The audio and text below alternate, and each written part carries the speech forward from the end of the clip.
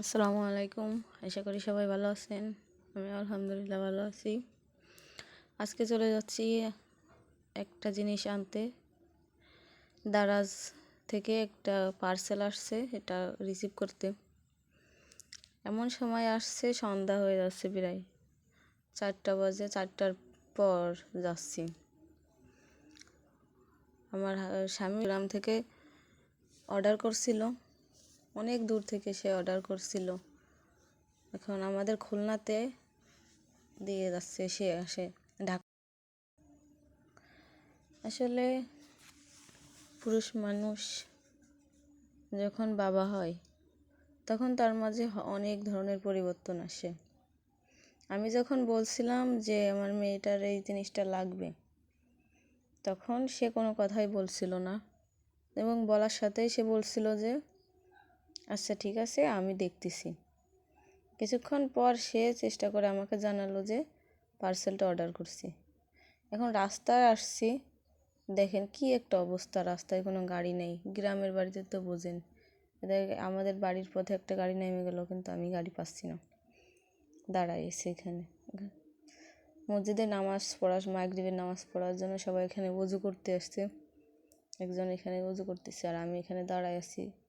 অবশেষে একটা গাড়ি পাইছি, ভ্যান গাড়ি। আমাদের গ্রামে বেশিরভাগই ভ্যান গাড়িতে করে যাওয়া লাগে, এইগুলোই বেশি সচরাচর চলে। বিকালবেলায় যাচ্ছিলাম, অনেক দ্রুত যাচ্ছিলাম যাতে ওইখানে আবার লেট না হয়।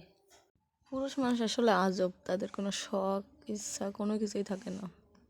আমি আমার বিয়ের পর থেকে দেখতেছি আমার স্বামীকে, সে সব সময় চেষ্টা করে আমাকে খুশি রাখার জন্য, কখন কি লাগবে, কি দিলে আমি খুশি হব।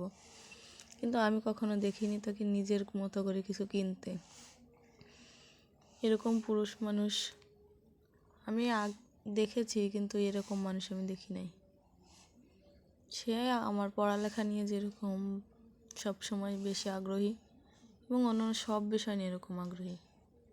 এই মাঠটা অনেক বড়, এখানে ফুটবল খেলে মানুষ, ক্রিকেট খেলে, বিভিন্ন ধরনের খেলাধুলা হয় আর কি। এখন বাম দিকে যাব, এই রাস্তাটা খুব খারাপ, এখান দিয়ে রাস্তায় চলাচল করা খুব খারাপ, বাজে অবস্থা, মাজাটা ব্যথা হয়ে যায়। এখানে তার আগের দিন ওয়াজ হয়েছিল, দেখেন কি পরিমাণে ঝাঁকি আর কষ্ট এখানে রাস্তাটা চলাচল করা। আজকে হাটের দিন, সামনে ওইদিকে হাট আছে, সেখান থেকে গরু কিনে নিয়ে মানুষ যাচ্ছে। 2টা গাড়িতে করে করে দেখলাম নিয়ে যাচ্ছে। অবশেষে ছাগলাদা বাজার এসে পৌঁছালাম, এবং সামনে যাব দেখি এখানে একটা ওষুধের দোকানে রাখছিল, তা ওখান থেকে আবার আমি আসছি একটা ইসের দোকানে টাকা ওঠানোর জন্য। টাকা উঠায় নিয়ে পরে পার্সেলটা অবশেষে পেয়ে গেলাম, নিয়ে আবারও গাড়িতে উঠলাম, ভ্যানে। পরে আবার মাঝপথে দাঁড়ালাম, আমার ছোটো বোন আবার বলছিল ফুচকা নেওয়ার জন্য। পরে এখান থেকে ওইটা নিয়ে আবারও ওইখান থেকে ভ্যানে উঠলাম, উঠে তারপরে বাড়ির দিকে রওনা দিলাম। মেঘ কেমন যেন মেঘলা মেঘলা আকাশ এরকম লাগতেছে, কিন্তু না, এটা হচ্ছে কুয়াশা। শীতের সময় তো কুয়াশা প্রচুর পরিমাণে। তার বাবার দেওয়া পার্সেলটা তার হাতে দিলাম, দেখি তার কী রিয়াকশন। 2টা জিনিসই দিছি, দেখি ও কোনটা বেছে নেয়।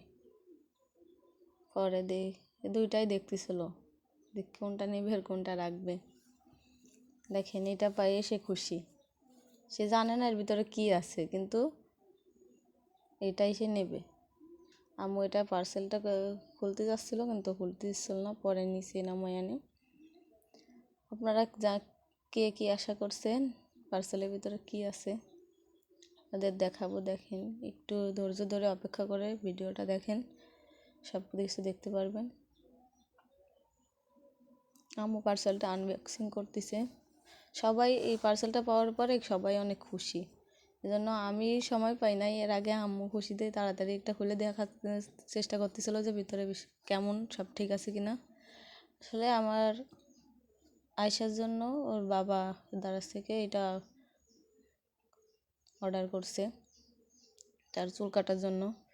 বাইরে বাজারে গেলে অনেক সমস্যা হয়, কান্নাকাটি করতেছে না, এই জন্য বাড়ি থেকে কাটার জন্য বলছিলাম এবং দেখতেছিলাম যে সবগুলো ঠিক আছে কিনা হাতে নিয়ে। দেখি যে না, দাঁড়াচ্ছে, এটা যা পাঠাইছে সবগুলো ঠিক আছে, আলহামদুলিল্লাহ, প্রতারিত হয় নাই।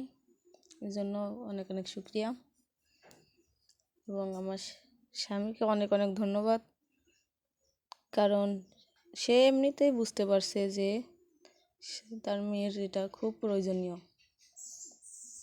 একটা বাবা দেখেন, যে টাকা থাকুক আর না থাকুক সবসময় চেষ্টা করে সন্তান এবং স্ত্রীর সমস্ত চাহিদা পূরণ করার জন্য, শখ, সেইটা পেয়ে অনেক খুশি।